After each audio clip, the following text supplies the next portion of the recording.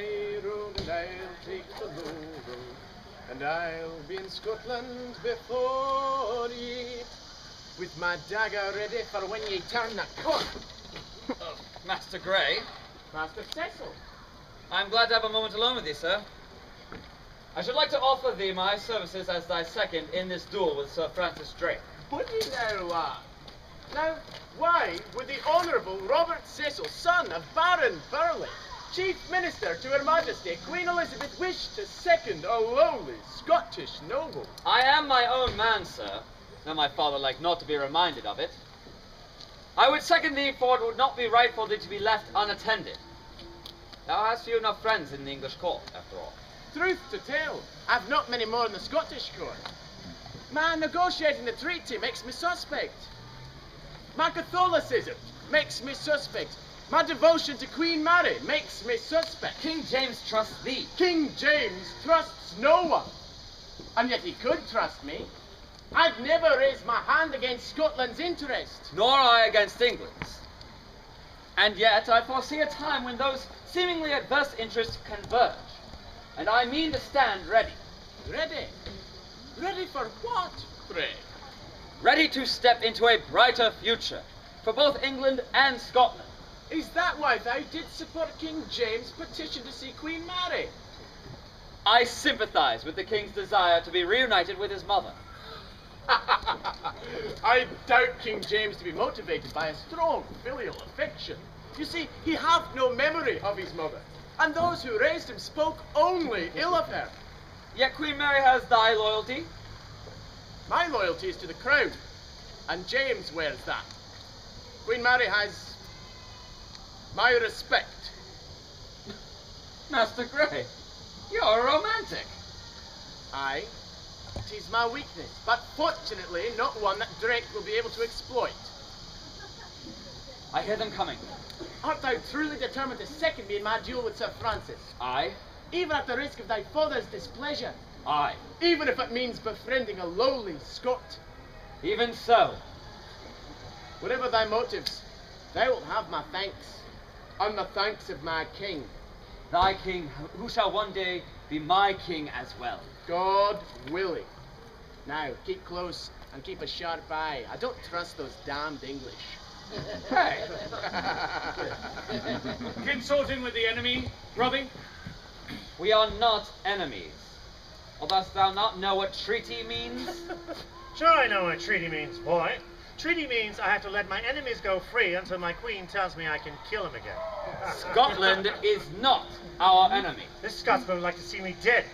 And in my book, that makes him my enemy. Treaties aren't worth the paper they're written on. Maybe you can use them for rolling tobacco, eh, Walter? Easy! The word of my king, ye doubt, Raleigh. Now that would be mighty peculiar, considering the notorious changeability of that woman you both serve. That woman is my queen, and you have just insulted her. Get in line. This Scotsman's mine. Leave enough of him for me. I've enough for both of you! Do you now? Oh, gentlemen, took away! The court is coming!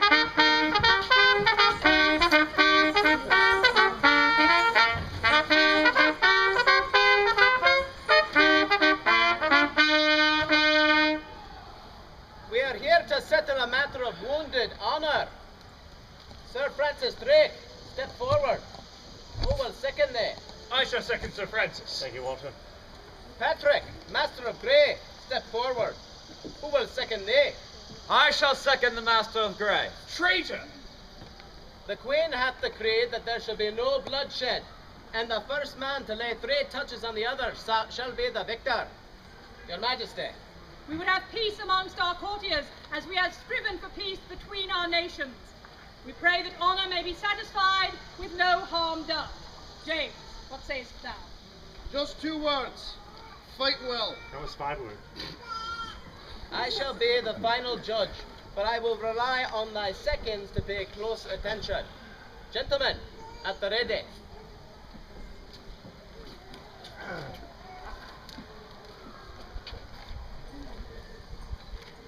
£100 on Sir Francis Drake.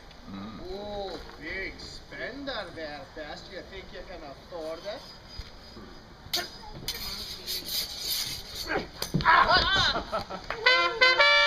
I'll make Done.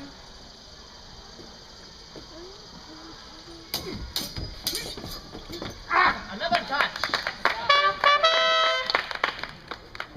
£1,000 on Sir Francis Drake. Oh, that's a bluff if I ever heard one. If you're serious, throw in the jester. Done.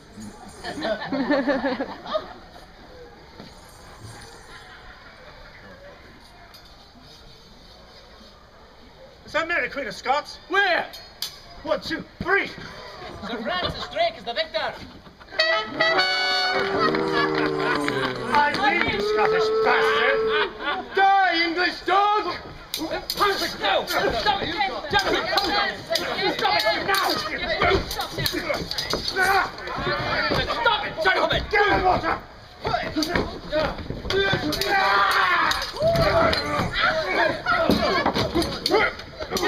Drake, Molly, Cecil, Gray, all of you out of here at once. The rest of you can follow or go to hell for all I care.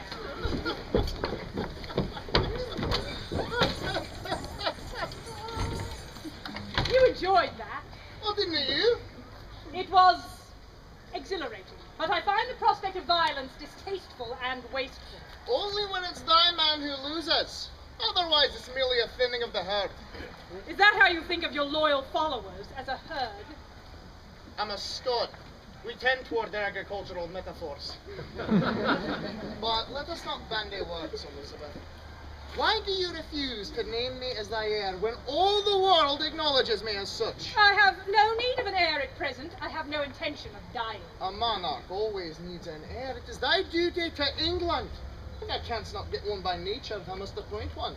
Who says I cannot get one by nature? Prince Eric declared his love for me yet again this very morning. Perhaps I shall marry him, bear a child, and leave thee and thine ambition to rot in the misty Highlands. Oh, ye may have a spring in your step, but there's autumn in thy brow.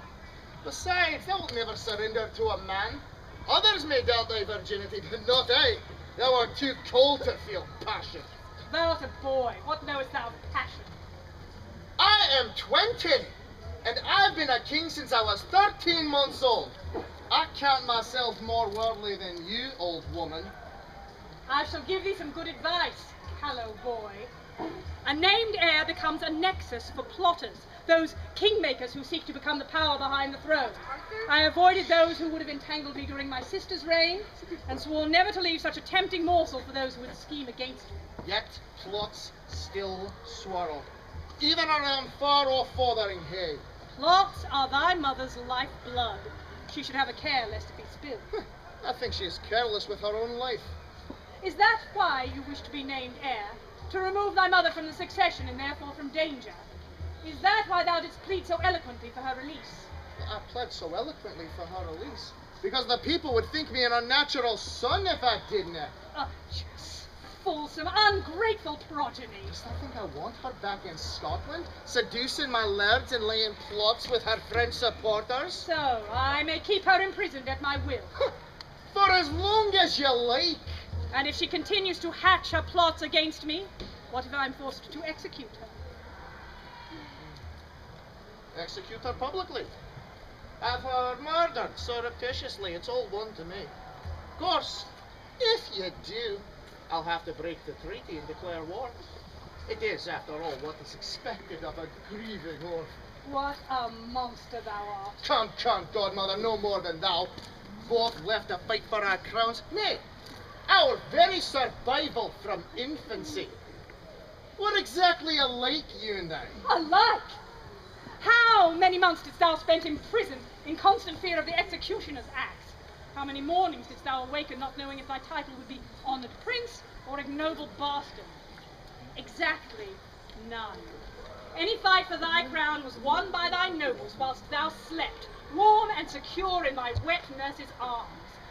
And you think the crown of England will drop into your lap as easily as did the crown of Scotland? Because it will. All I have to do is wait. Perhaps thou shouldst wait at Fotheringay, since thou art so eager to see thy mother. You wouldn't dare imprison me. My Scots would pour over the border.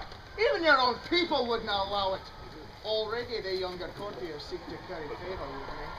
You have no idea what I will dare and what I will not, and that is what makes us nothing alike. Enter. Your Majesties, I am greatly apologetic for this interruption. However, I must speak with my king. What is it, Patrick? The honour of Scotland has ne'er been satisfied, and I fear this treaty will not hold as long as this quarrel betwixt Drake and I is not resolved. Where is Drake? He's at the tavern, I'm afraid. To boast of his exploits. Robert, this is none of thine affair. I will not keep silent. Your Majesty, Master Grey has acted with perfect chivalry, while Drake acts the buffoon, and you encourage him. Thou wilt hold thy tongue lest I hold it for thee. Nay, Walter, let him speak. Thy loyalty to thy new friend is commendable, Robert, and if all is as you say, then Drake is indeed in the wrong. What will satisfy thee? Just let me finish what I started. Now I fear this has gone beyond a mere duel of honour. It is now a matter betwixt nations, and if we are to salvage the treaty, it is as nations that we must do it. And how are we going to do that? Chess! England versus Scotland in a game of strategy and skill. Honour is satisfied, no one gets hurt. No one? No one. An excellent suggestion. Thou hast thy father's turn for diplomacy. What sayest thou, godson? Wilt accept the challenge? I've near enough next to fill a side. Oh, thou hast such a way of making friends. I'm certain thou'lt find enough players for thy team. Then I accept. Very well. Then let us meet upon the chess field at 4:30 and settle this matter once and for all. Your Majesties, I believe the next of the Pan-Scandia Games is about to commence. Let us head to Roselawn Field to witness the archery tournament. These proceedings have ended. God save the Queen! God save the Queen! And God save the King! God save